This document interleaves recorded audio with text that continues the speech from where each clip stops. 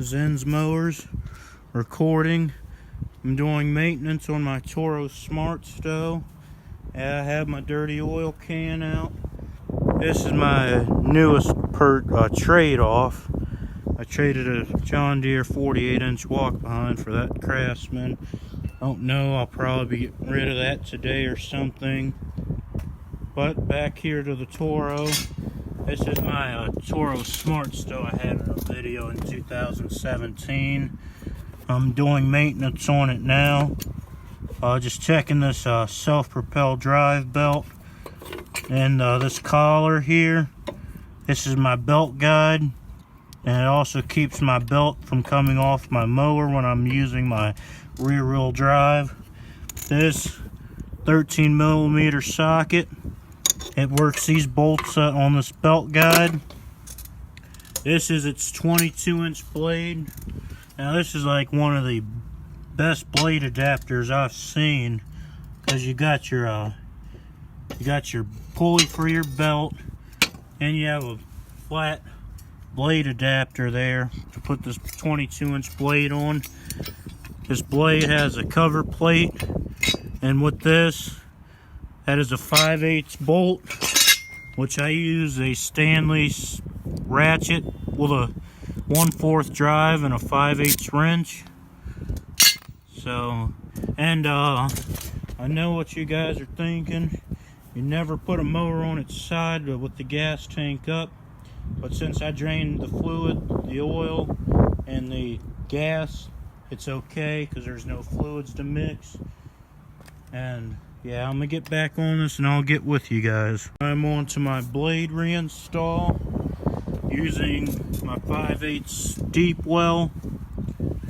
This blade is pretty much tight. It's got to be a little tighter than this because I can still turn this wrench. So normally you'd use a blade removal tool, which MTD makes. I have my good old steel toe boot, so I'm going to tighten this down. And that's about factory tight.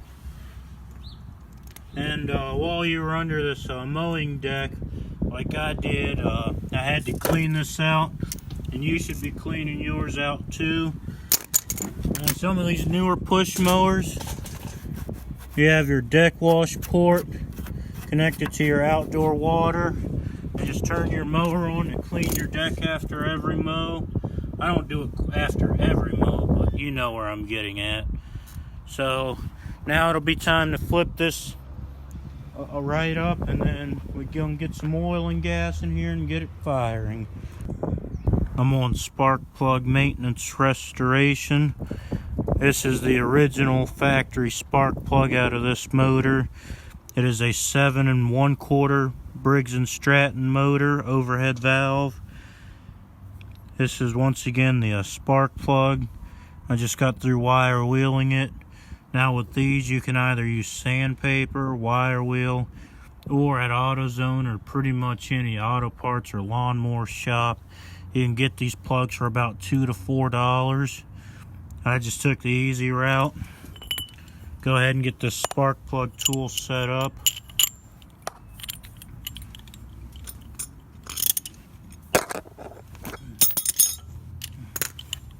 Let's stick that.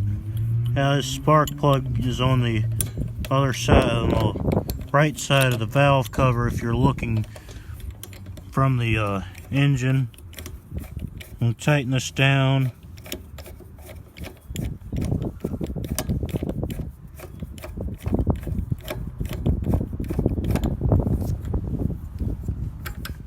Pretty tight. This here's your spark plug boot. This is ran from your magneto around your flywheel, and when this engine is spinning, that magneto and the flywheel is producing electricity.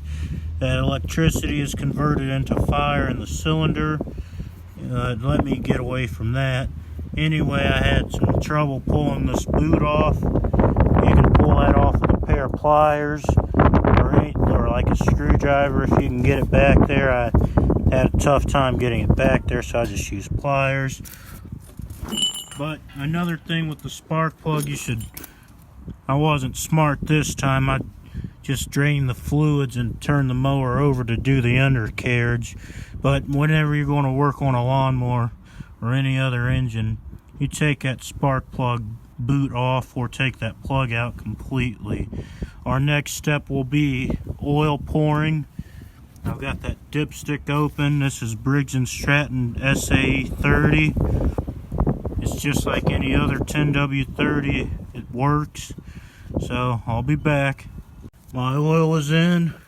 I just purchased this gasoline yesterday. This is regular 87 octane.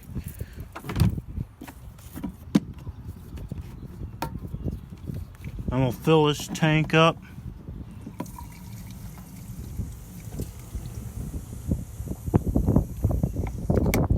That's good enough for a first start.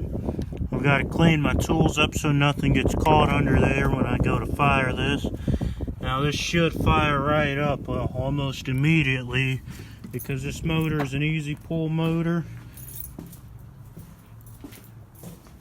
That motor is also meant to start on 1 or 2 pulls because it's got a guaranteed to start, as it says on the motor. So I'm gonna go ahead and get these tools cleaned up and get that going. This is our final segment here. Got this engine to run. Sounds like a brand new lawnmower. This was held up back by a piece of tape. This is Toro's personal pace here. Got the cable running down the handle to the rear wheel drive. Now I don't even have to do anything. I just push and it does the work.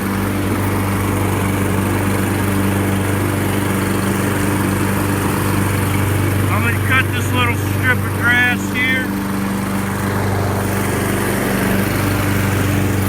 This is just my test run. Holding the camera so these lines will be a little crooked.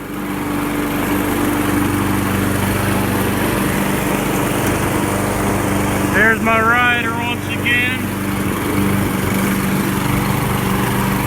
She's cutting like she did on April 22nd, 2017. That's the day I bought this mower at Home Depot. We'll do one more stripe before we end this video.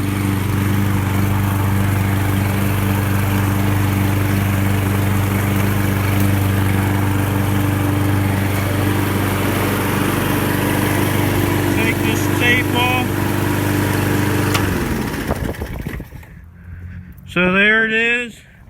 That's a start to finish basic maintenance session, getting it out of the shed for the winter and getting it running. She sounded like she did when she was brand new. But this is it for this video.